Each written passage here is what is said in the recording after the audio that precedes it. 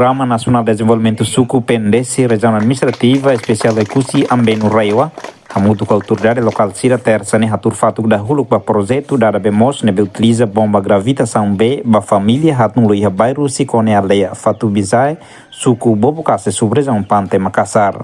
Diretor PNDES Kusi João Babo informa que projeto ne no ciclo da NEN nebenia verba mas o orçamento geral do Estado rihunru no resenat no projeto né tem que finaliza e a fula novembro não é bele facilita a comunidade a acesso B. Jadi dah nak siklus 6 pasuk ke lokasinya.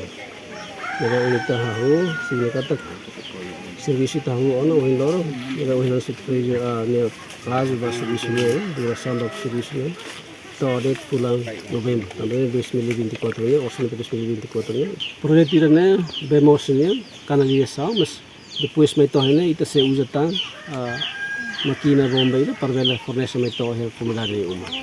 Sehingga tak parte itu gravitação, depois mais tudo sai para comunidade uma itu precisa máquina rua para ver fornecimento ao comunidade uma. Ela fati. 2024 ni ia projeto rua mas kita faz orçamento itu kita faz para projeto rua. Sehingga kita formula projeto ni então itu faz para projeto rua. Ida makan murah halnya klinik ida bokasnya ida sel mau kita tahu ya kali sampai mau sida kita haloi. Chef Suku Bobocase Tomás Nessi agradece para o governo também o projeto PNDES como na Sira Nebe tinambara que enfrenta falta BMOS bele acesso ao B.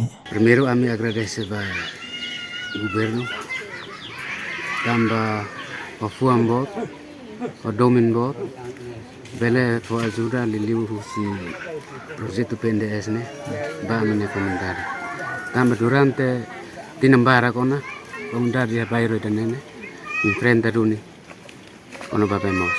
Jadi memang kami sinti orgulho teves, também esperança nebe kami espera durante ne realidade duni. A minha comunidade pronto a tu contribuir para projeto ida ne.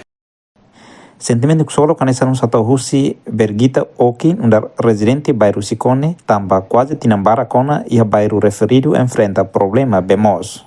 Ai loi trene ta kamai kamso rono ka unu tele ina nam nau ni skene man moe bak ni ham hauma. Entretanto, o projeto gravitação BMOS ne executa Husi Companhia Marhoit Unipessoal Relea, o valor contrato rihunru no resin rua tu sidahat no resin tolo, a duração fulan tolo, a Husi fulan agosto se finaliza e a fulan novembro tinan rihunru no resin hat.